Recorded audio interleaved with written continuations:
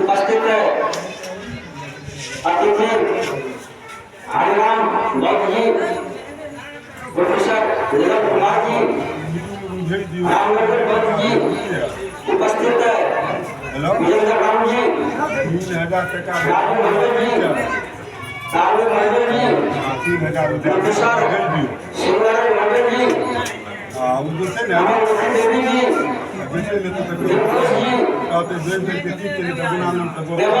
उपस्थित हमारे सभी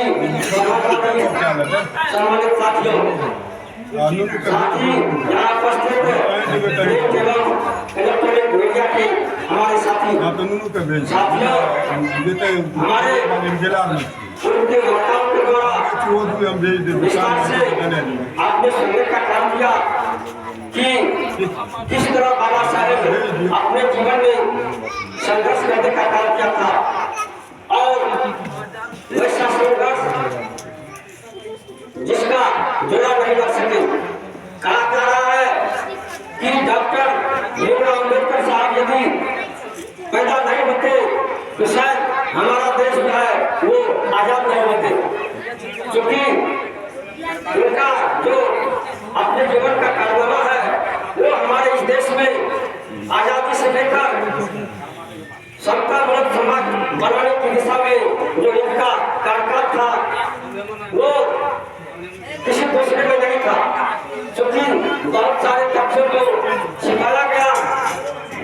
यहाँ तक कि जब बाबा साहेब डॉक्टर भीमराव अम्बेडकर हमारे समाजवादी चिंतक डॉक्टर राममनोहर लोहिया से लेकर कुछ बातों महात्मा गांधी के साथ भी सामंजस्य स्थापित करते हुए देश को जब आजाद किया तो इस देश पर शासन करने में जिनका भी हक रहा हो वो इन्हें कभी भी इनका जो वाजिब मान सम्मान था उस पर पर्दा डालने का काम किया।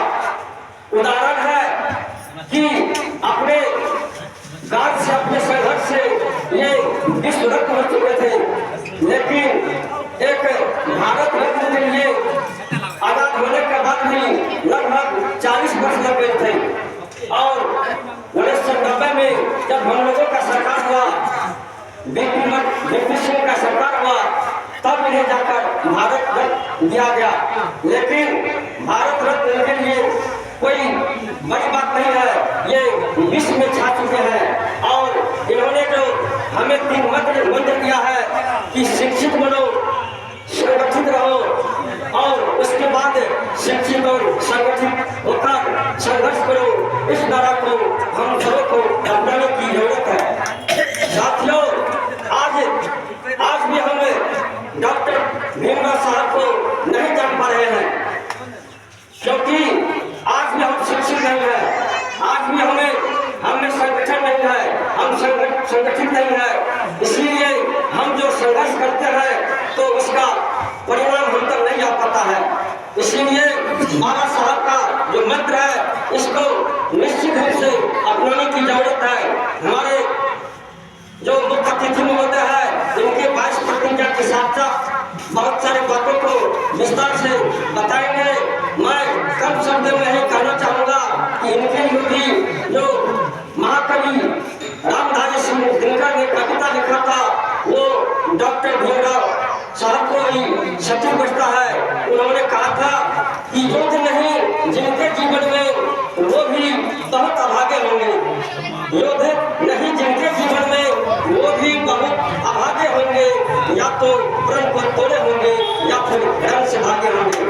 साथियों, डॉक्टर भीमराव अम्बेडकर साहब जो संघर्ष किया, युद्ध किया अपने जीवन में, चाहे छुआछूत हो, चाहे सामाजिक समस्या हो, चाहे जातिवाद हो, वो किसी से छिपा हुआ नहीं है। और इस संघर्ष में जो साथ नहीं रहता है, जो अपने जीवन में संघर्ष नहीं करता है, उसको बाबा साहेब डॉक्टर भीमराव साहब या तो अभागे मानते हैं, या तो मरे हुए मानते हैं, या संघर्ष के माध्यम से भागे हुए व्यक्ति मानते हैं। इसलिए बाबा साहेब के रास्ते पर चलने की आवश्यकता है। इन्होंने जो संविधान दिया उसी संविधान की बदौलत हम राष्ट्रपति और प्रधानमंत्री ही नहीं बनते हैं, उनमें उनका कानून क्षमता रखते हैं। जैसा कि आप जानते होंगे, बहुत सारे नहीं भी जानते हैं कि हमारे देश में जब आजाद हुआ तो प्रथम प्रधानमंत्री पंडित जवाहरलाल नेहरू हुए थे। उस समय जो कि डॉक्टर लोहिया से एक महिला सवाल किया कि आप लोग इतना संघर्ष किए, देश को आजाद किए, बहुत सारे लोग एमएलए, एमपी, मंत्री, मुख्यमंत्री, प्रधानमंत्री, राष्ट्रपति सब हुआ, हमें क्या मिला? उस महिला को डॉक्टर लोहिया ने कहा था कि आपके सवाल का जवाब आपके प्रथम प्रधानमंत्री है वही दे सकते हैं। आप कल सुबह उनके घर पर जाएं और उनका कॉलर पकड़ कर पूछेंगे कि देश जब आजाद हुआ तो आप तो प्रधानमंत्री बने, हमें क्या मिला? वो महिला ठीक अगले दिन नेहरू जी के घर पर गए और जैसे ही नेहरू तैयार होकर कहीं कार्यक्रम में निकल रहे थे, तुरंत उनका कॉलर पकड़ लिया और कहा कि देश तो आजाद हुआ और आजादी के बाद आप प्रधानमंत्री बने, हमें क्या मिला? तो पंडित जवाहरलाल नेहरू ने जो जवाब दिया वही बाबा साहब का हम लोगों के लिए देन है। उन्होंने झट से कहा, ये जो प्रधानमंत्री जैसे ऊंचे ऊंचे पद पर कॉलर पकड़ने की आप क्षमता रखते हैं, यही आपको आजादी के बाद मिला है और ये संविधान से संभव हुआ है। मैं ज्यादा समय नहीं लेना चाहूँगा, बहुत सारे हमारे विद्वान वक्ता है, उनसे ही सीखना है, समझना है, सुनना है। साथ ही मैं अंत में पुनः कहना चाहूँगा कि ये जो 3 मंत्र हमें देकर गए हैं, शिक्षित बनो, शिक्षा से बढ़कर कुछ नहीं है।